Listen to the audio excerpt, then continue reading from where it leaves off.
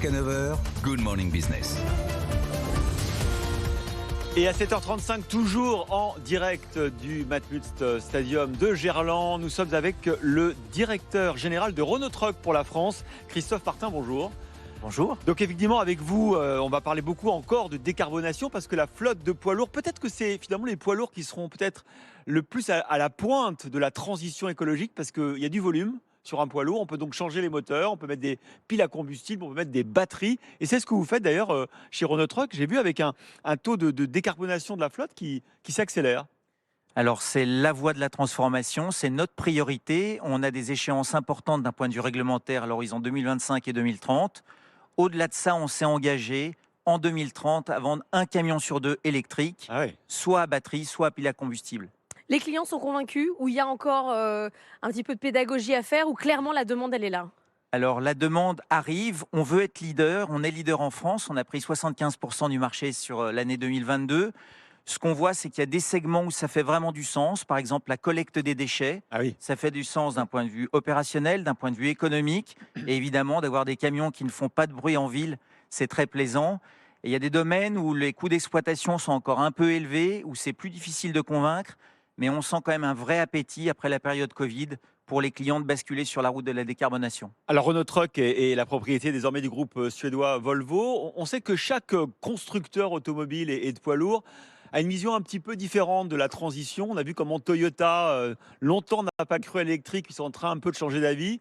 Vous, dans le groupe Volvo, quel est votre... Délibérément et volontairement, vous serez complètement décarboné en 2035, comme le veut l'Union européenne? Alors nous, on a une conviction, c'est qu'en 2040, nous ne vendrons plus un seul camion à énergie fossile pour avoir un parc roulant 10 ans après, donc en 2050, complètement neutre en carbone. C'est pas la même réglementation pour les camions et les voitures? C'est pas la même réglementation, pas exactement, mais ça bouge. Une certitude, c'est qu'on va sur l'électrique. Notre priorité, c'est l'électrique. Et je dirais que, à vrai dire, dans les acteurs européens, on est 7 acteurs européens, on est à peu près tous convaincus que c'est la voie. La question, c'est la transition. Comment ça va s'opérer entre 2025 et au-delà de 2030, avec une réglementation européenne pas toujours très heureuse, des normes Euro 7 qui viennent d'arriver, qui nous demandent d'investir sur du diesel quand on aimerait concentrer tous nos efforts sur l'électrique. 4 sites de production en France, dont 2 dans le Rhône, à Vénissieux et à Saint-Priest. Vous avez fait l'EM Lyon. Je ne sais pas si vous êtes lyonnais d'origine, mais vous vouliez rester dans ce bassin industriel? C'était volontaire? Alors moi, je suis un Gone de chez Gone. Je suis né à Lyon, j'ai vécu à Lyon, j'ai fait mes études, ce qu'on appelait Subdeco-Lyon. J'étais content de voir Isabelle Huot passer avant moi. À l'EM, oui. À l'EM. Non, moi je suis un pur produit lyonnais. J'étais d'ailleurs pris dans une école parisienne. J'ai décidé de rester à Lyon. Et puis ensuite. Et donc vous cherchiez une boîte implantée localement? Je cherchais une boîte implantée localement. Après, je suis parti 20 ans à l'étranger grâce à Renault Trucks et au groupe Volvo. Mais je suis revenu il y a 7 ans à Lyon et ravi de retrouver une région dynamique et qui a plein de qualités à titre personnel qu'on peut faire valoir. Sur les 9400 collaborateurs dans le monde, il y en a combien qui sont en France et dans la région? Alors en France, il y en a un peu plus de 8000, sans compter notre réseau de distribution, et on en a en gros 5000 sur la région Auvergne-Rhône-Alpes. C'est énorme. Principalement sur Lyon, donc Vénissieux-Saint-Priest. Et puis on a une usine d'assemblage à Bourg-en-Bresse, où on fabrique nos gros camions, en fin d'année des camions électriques. Alors tout à l'heure, vous disiez camion électrique, camion électrique, camion électrique. Mais il y a 2 camions électriques. Il y a des camions électriques avec des batteries. Tout à fait. Et des camions électriques avec des réservoirs à hydrogène et des piles à combustible. Ça quoi? Ça 50-50? C'est quoi votre pari? Nous, le pari, c'est que le gros sera plutôt avec des véhicules à batterie. À batterie?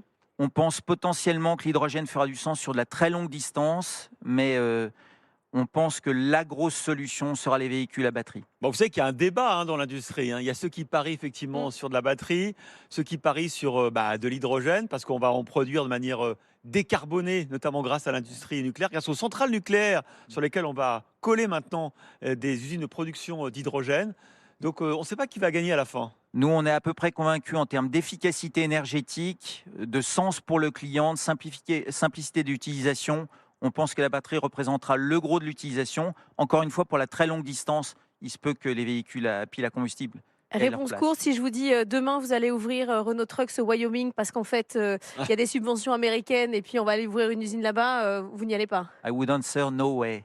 Non, Okay. Nous serons français, nous serons européens, très fiers d'être un groupe européen, certes présent un peu partout dans le monde, mais on est une boîte française, on restera français. Merci beaucoup Christophe Martin d'avoir été avec nous, président en France de Renault Trucks. Christophe, vous allez aller à la rencontre de Symbio, là aussi très belle réussite. Bah, une très belle réussite, vraiment pour le coup une French Tech, une French Fab, hein, avec et justement la fabrication de moteurs, enfin de piles à combustible pour l'hydrogène. Alors je sais que vous avez lâché à un moment donné, puisque en tout cas pas vous, mais Renault, l'ancienne maison mère, était partenaire. Désormais c'est Stellantis et eux, ils croient beaucoup à l'hydrogène. Bah, et tout le monde a la parole sur ce plateau et chacun va se forger une opinion